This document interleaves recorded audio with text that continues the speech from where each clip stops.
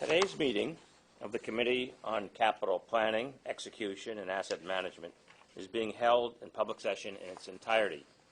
At this point, I would ask the Board Secretary to advise those present of the composition of the Committee on Capital Planning, Execution, and Asset Management, and any Commissioner recusals on the items before the committee at today's meeting.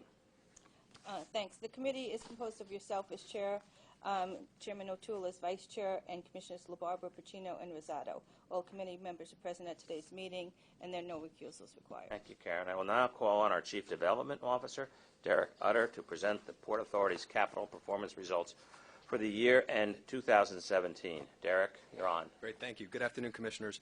I'd like to touch on two things. First, give a little bit of a summary of the capital performance for 2017, and then I'd like to talk briefly about initiatives for 2018.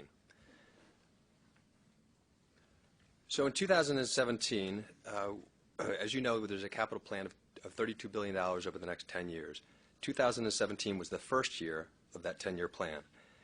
2017, we spent $2.5 billion across 500 active projects. Now, many of these projects are small projects. The median size is about $10 million. The average size is about $80 or $90 million. $900 million of that was spent on state of good repair, or 37% of the total. And the overall spending of $2.5 billion represented about 85% of our plan. 133 of the 193 project milestones at every stage of the project were achieved in 2017. 56 projects were put into beneficial use, including 22 in the fourth quarter alone. 51 projects were advanced into the construction phase, and 85 projects were initiated or activated. All told, the economic impact of these projects was about 21,000 job years, $1.6 billion in wages, and over $4 billion in economic activity for the region. Now, where was this money spent? This project shows the top 9 projects, and it shows that about 70% of these funds went to the top 9 projects. The top 4 projects accounted for 50% of the spending. Projects put into beneficial use in the fourth quarter include about 56 projects over the course of the year, 22 in the fourth quarter. They range in size from $4 to $5 million projects, such as the Holland Tunnel Integrated Toll Collection System and rehabilitation of the pump houses at LaGuardia Airport. These really represent the bread and butter of what's happening every month at the Port Authority. In addition to that, the World Trade Center street reconfiguration and related infrastructure of about $300 million was also completed. There's a small piece at World Trade Center 3 which is being completed, but the balance of it was done in the fourth quarter. Moving to 2018, when you take a step back and look at what's going on in the capital plan, over the last 2 years there's been a tremendous focus on prioritization of projects and ranking of projects and rating of projects. So all the state of good repair ratings that we have were developed over the last 2 years. In addition to that, there's been a real emphasis on getting projects underway, just getting them started.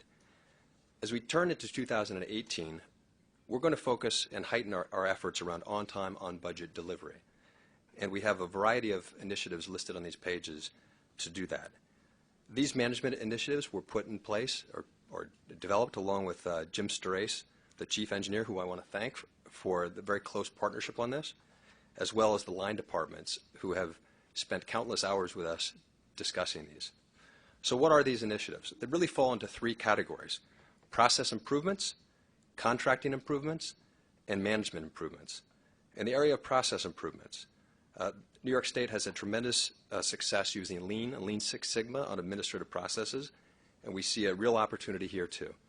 If you look at things like the shop drawing approval process, where shop drawings are submitted by the construction firms and then we have to approve them, there's a lot of room for finger pointing and that taking too long. We can identify ways to improve that process really by diagramming it out and doing what the private sector does, which is look at opportunities for efficiency. There are a number of opportunities like that. We're also looking at developing a small projects task force. As I referred to earlier, the median project size is about $10 million. We have a lot of projects that are small, and we want to make sure they get the proper attention.